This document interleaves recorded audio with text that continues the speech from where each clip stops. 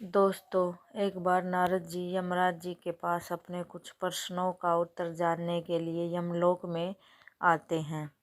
यमराज जी नारद जी को देखकर अत्यंत प्रसन्न होते हैं और उनसे कहते हैं कि हे देवर्षि, आपके यहाँ आने का कोई कारण उचित ही होगा।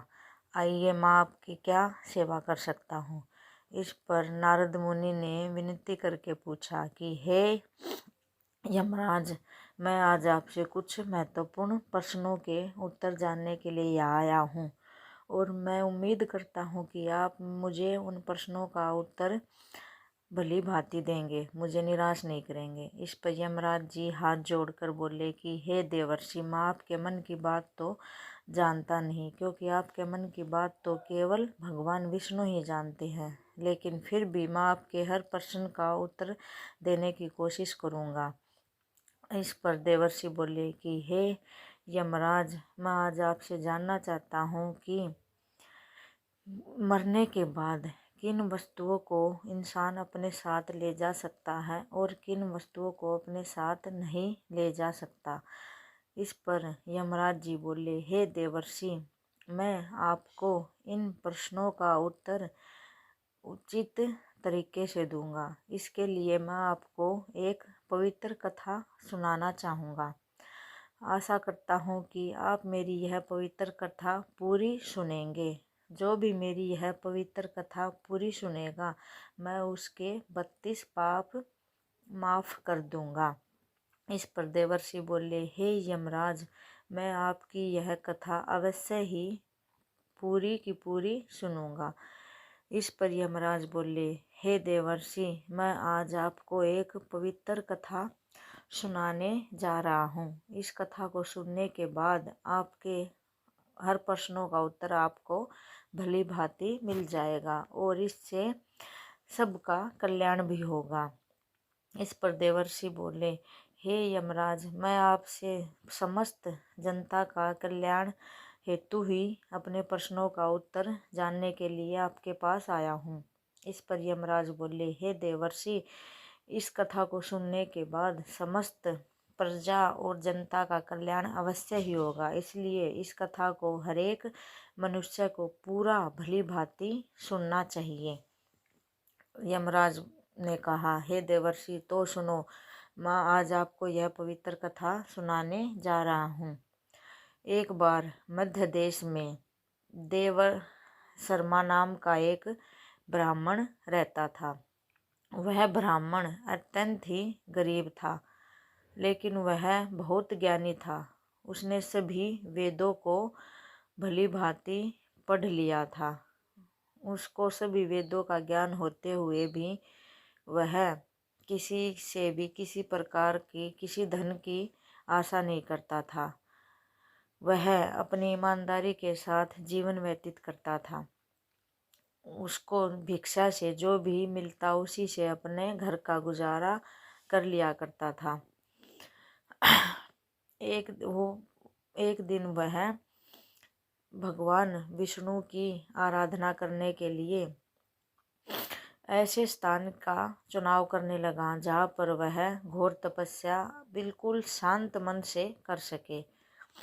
उसने मन में विचार किया और वह जंगल की तरफ निकल पड़ा। जाते जाते रास्ते में भयानक जंगल आ गया। जैसे ही वह उस भयानक जंगल से गुजर रहा था, वहाँ पर एक अत्यंत ही प्राचीन पेड़ था।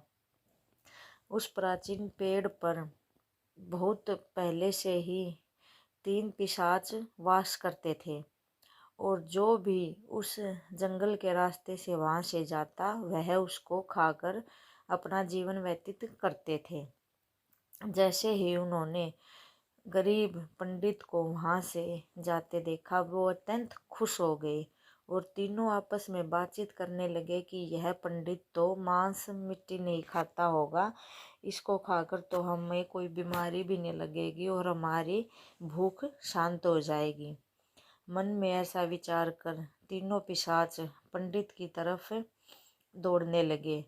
पंडित उनको देखकर जरा भी भयभीत नहीं हुआ। वह विष्णु का भक्त था। पिशाचों ने जब पंडित की तरफ देखा तो वे उसको देखने के बाद सोचने लगे कि यह कैसा मनुष्य है, हमें देखकर जरा भी नहीं घबराया। और उसको देखते ही पंडितों की भूख शांत हो गई। उन्होंने पंडित से पिशाचों की भूख शांत हो गई। उन्होंने पंडित से पूछा, हे देवर्षि, हे पंडित, आप हमें देखकर, हे ब्राह्मण, जरा भी भयभीत नहीं हुए? इस पर ब्राह्मण ने बड़े ही शांत और सरल स्वभाव से उत्तर दिया, हे पिशाच राज, मैं आप लोगों से भयभीत इसलिए नहीं हुआ क्योंकि मैं जानता हूँ मेरा भगवान हरदम मेरे साथ रहता है। यदि मेरे भाग्य में आपके द्वारा मरना निश्चिंत है तो मैं अवश्य ही मरूंगा। इस पर डरने की क्या बात है? तीनों पिशाच बड़ी हैरानी से पंडित की तरफ देख रहे थे। पंडित बोला, यदि आप लोगों का मन मुझे खाकर शांत होता है और आपकी भूख शांत हो जाएगी तो आप अवश्य ही मुझे खा लीजिए। इस पर तीनों पिशाच पंडित जी की तरफ देखते रहे और उनकी भूख शांत हो गई। उन्होंने पंडित से पूछा, हे ब्राह्मण देवता, आप कौन हैं? इस पर ब्राह्मण देवता ने बोला कि मध्य देश का मैं देव शर्मा नामक पंडित हूँ और मैं यहाँ पर अपने भगवान की तपस्या करने के लिए आया था। मैंने सोचा कि यहाँ से अच्छा स्थान मुझे कहीं मिल ही नहीं सकता। इस पर पिशाचों ने कहा कि हम आपकी क्या सेवा कर सकते हैं? उन्होंने कहा कि मैं यहाँ सेवा कराने के लिए नहीं आया हूँ। फिर पंडित ने पूछा कि आप तीनों पिशाच कैसे बने? उन्होंने कहा कि हम हमारे पिछले जन्मों में बुरे कर्मों के कारण पिशाच बन गए हैं। हम भी पंडित थे और हमने कभी अच्छे कपड़े पहनकर किसी से भोजन ग्रहण नहीं किया। हम निर्वस्त्र होकर स्नान किया करते थे और हमें अच्छा भोजन भी नहीं करते थे। इस पर भगवान ने हमें बुरे कर्मों की वजह से पिशाच बना दिया और हमने अपने पितरों के लिए पिंडदान भी नहीं किया और न ही उन्हें भोजन अर्पित किया। इसी कर्मों के कारण हम पिशाच बन गए। अब हमें हमारे बुरे कर्मों से मुक्ति हमारे वंशज ही दिला सकते हैं। इस पर पंडितों को विश्वास होगा कि ये हमारे ही कुल से है। ये पिशाच उनके दादा परदादा थे। इस पर देव शर्मा ने उन पंडितों के मुक्ति के लिए उनको सांत्वना दी और वहाँ से निकल पड़े और वह अगस्त्य मुनि के पास गए। अगस्त्य मुनि ने उन्हें मुक्ति के लिए कारण बताया। उनकी मुक्ति का कारण था पिंडदान करना, पितरों को भोजन अर्पित करना और इसके बाद वे पिशाचों की मुक्ति के लिए वहाँ से चलकर पवित्र नदी के किनारे जाकर उन्होंने पिंडदान किया, पितरों को भोजन अर्पित किया, जिससे तीनों पितरों की मुक्ति हो गई और वह स्वर्ग लोक को चले गए। अब उनसे देवर्षि ने यमराज से पूछा कि मृत्यु के बाद मनुष्य की किन चीज़ों को दूसरे मनुष्यों को धारण नहीं करना चाहिए? इस पर यमराज बोले, मृत्यु के बाद एक तो मृत व्यक्ति के वस्त्रों को कभी भी दूसरे जीवित व्यक्तियों को धारण नहीं करना चाहिए। इससे उनकी नकारात्मक ऊर्जा का उसमें वास आ जाता है। दूसरी चीज़ है उनकी वस्त्रों को उनकी आत्मा की शांति के लिए दान कर देना चाहिए। दूसरी चीज़ है मृत व्यक्ति के गहने। मृत व्यक्ति को अपने गहनों से बहुत ही प्यार होता है क्योंकि वह गहने सुंदर दिखने के लिए खरीदता है। जैसे ही उनके गहनों को दूसरा व्यक्ति दान करता है उससे उस मृत व्यक्ति की ऊर्जा का उस व्यक्ति को आभास होने लगता है और वह उसके परिवारजनों को सताने लगता है। इसलिए मृत व्यक्ति के गहनों को या तो मंदिर में दान कर देना चाहिए या फिर उनको पिघलाकर नए जेवर बनाने चाहिए। तीसरी व्यक्ति है मृत व्यक्ति की माला। मृत व्यक्ति की माला को कभी भी जीवित व्यक्ति को धारण नहीं करना चाहिए।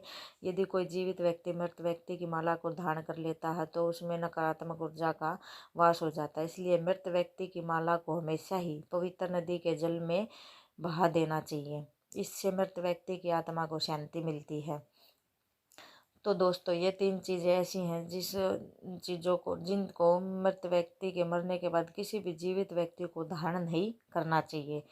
दोस्तों, हम आशा करते हैं कि आपको हमारी यह वीडियो पसंद आएगी और वीडियो पसंद आई हो तो कमेंट, लाइक, शेयर ज़रूर करें और कमेंट में जय श्री कृष्णा, राधे राधे ज़रूर लिखें।